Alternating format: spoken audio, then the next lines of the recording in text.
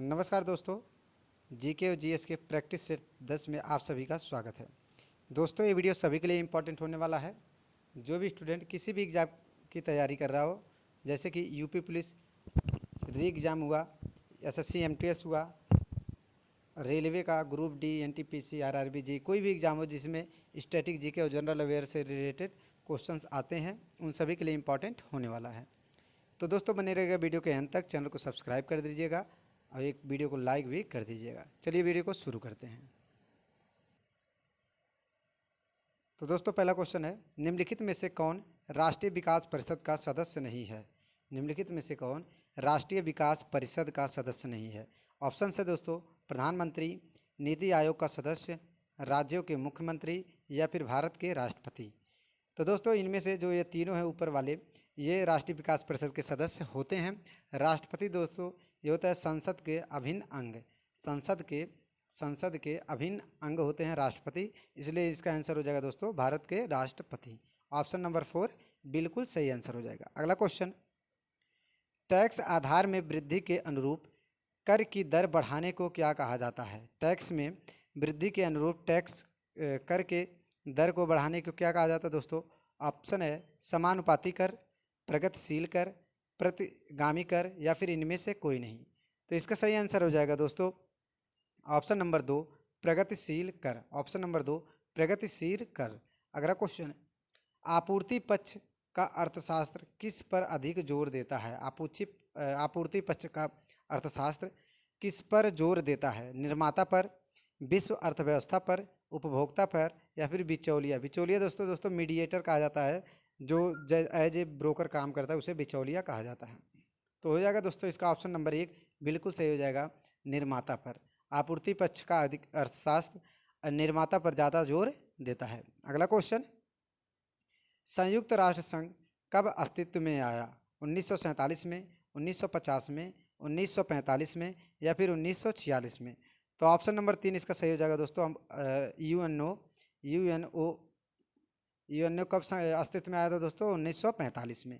अगला क्वेश्चन, अबुल फजल किस सूफी संत के पुत्र थे? अबुल फजल किस सूफी संत के पुत्र थे?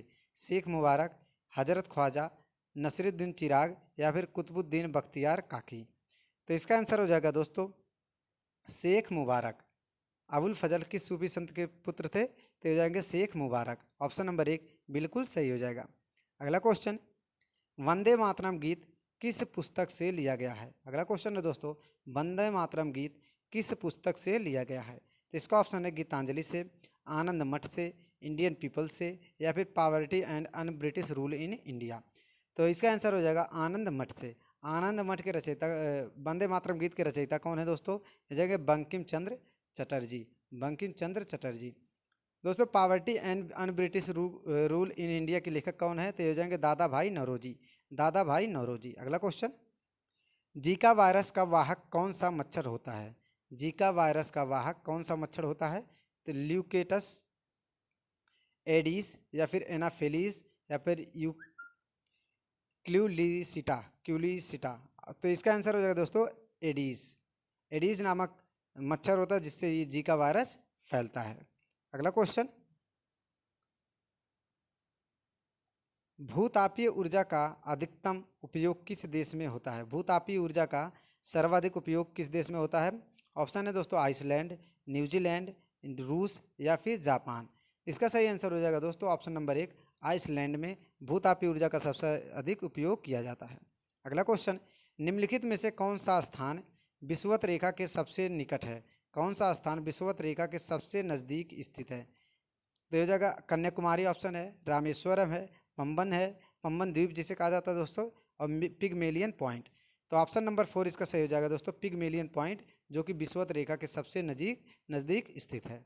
अगला क्वेश्चन, कावेरी जल विवाद किन दो राज्यों के बीच स्थित है? कावेरी जल विवाद ऑप्शन है दोस्तों कर्नाटक और आंध्र प्रदेश, तमिलनाडु और आंध्र प्रदेश, तमिलनाडु और कर्नाटक, कर्नाटक और महाराष्ट्र? तो ऑप्शन नंबर 3 इसका सही हो जाएगा दोस्तों कर्नाटक और तमिलनाडु के बीच में कावेरी जल विवाद होता है। अगला क्वेश्चन, निम्नलिखित में से किस नदी समूह का उद्गम स्थल तिब्बत में है? किस नदी समूह का उद्गम स्थल तिब्बत में है?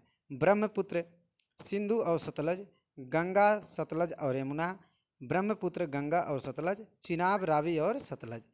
तो इसका सही आंसर हो जाएगा दोस्तों ब्रह्मपुत्र, सिंधु और सतलज। ऑप्शन नंबर 1 सही हो जाएगा। तो ये तीनों नदियाँ दोस्तों तिब्बत के पहाड़ी से निकलती हैं, ब्रह्मपुत्र, सिंधु और सतलज। अगला क्वेश्चन, सुंदरवन के जंगलों को क्या कहा जाता है? दोस्तों सुंदरवन के जंगलों को क्या कहा जाता है? पर्णपाती जंगल, मैंग्रोव वन, या फिर टुंड्रा वन, या फिर इनमें से कोई नहीं। तो इसका सही आंसर हो जाएगा दोस्तों ऑप्शन नंबर 2 मैंग्रोव वन। अगला क्वेश्चन, क्यूरी, क्यूरी किसकी यूनिट है? क्यूरी, क्यूरी किसकी यूनिट है? रेडियो धर्मिता की, गामा किरणों की ऊर्जा की, गामा किरणों की तीव्रता की, या फिर कार्यफलन की। तो ये आसान क्वेश्चन है दोस्तों। रेडियो धर्मिता की यूनिट क्या होता है? क्यूरी। रेडियो धर्मिता की यूनिट होती है क्यूरी। अगला क्वेश्चन, नेटवर्क में WEP का अर्थ क्या होता है? नेटवर्क में WEP का पूर्ण रूप क्या होता है? Wireless equivalent privacy, wired extra privacy, wired embedded privacy, या फिर वायरलेस एम्बेडेड प्राइवेसी। तो इसका आंसर हो जाएगा दोस्तों option number 3 wired embedded privacy, wired embedded privacy. अगला क्वेश्चन, अगला क्वेश्चन है, अग्निशमन के लिए या फिर आग जलाने के लिए किसका प्रयोग किया जाता है? अग्निशमन के लिए या फिर दहन के लिए किसका प्रयोग किया जाता है? हाइड्रोजन का, कार्बन मोनोऑक्साइड का, कार्बन डाइऑक्साइड का, या फिर मार्स गैस का। तो ऑप्शन नंबर 3 इसका सही हो जाएगा दोस्तों कार्बन डाइऑक्साइड गैस का। अगला क्वेश्चन, क्वार्टज का रासायनिक नाम क्या है? क्वार्टज का रासायनिक नाम क्या है? तो इसका आंसर ऑप्शन है दोस्तों calcium oxide, calcium phosphate, sodium phosphate, या फिर सोडियम सिलिकेट। तो इसका सही आंसर हो जाएगा दोस्तों सोडियम सिलिकेट। ऑप्शन नंबर 4 बिल्कुल सही हो जाएगा। क्वार्टज का रासायनिक नाम होता है सोडियम सिलिकेट। अगला क्वेश्चन, पर्वतों की लगातार श्रृंखला कौन सी है? पर्वतों की लगातार श्रृंखला कौन सी है जिसकी उत्पत्ति भारत के समुद्री सीमा के लगभग समानांतर या फिर समांतर है? भारत के समुद्री सीमा के लगभग समांतर है। अरावली पर्वत श्रेणी, सतपुरा पर्वत श्रेणी, पूर्वी घाट, या फिर पश्चिमी घाट। तो इसका सही आंसर हो जाएगा दोस्तों पश्चिमी घाट। पश्चिमी घाट जो है दोस्तों कोस्टल के बिल्कुल एकदम समांतर पैरेलल है। अगला क्वेश्चन, थोरियम का सबसे बड़ा भंडार किस देश में स्थित है? थोरियम का सबसे बड़ा भंडार किस देश में है? चीन में, USA में, भारत में, या फिर फ्रांस में। तो इसका सही आंसर हो जाएगा दोस्तों ऑप्शन नंबर 3 भारत में। थोरियम का सबसे बड़ा भंडार किस देश में है? भारत में। अगला क्वेश्चन, इच्छा मृत्यु को कानून बनाने वाला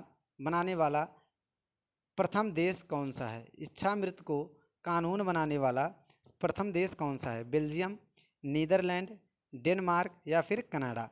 तो इसका सही आंसर हो जाएगा दोस्तों नीदरलैंड।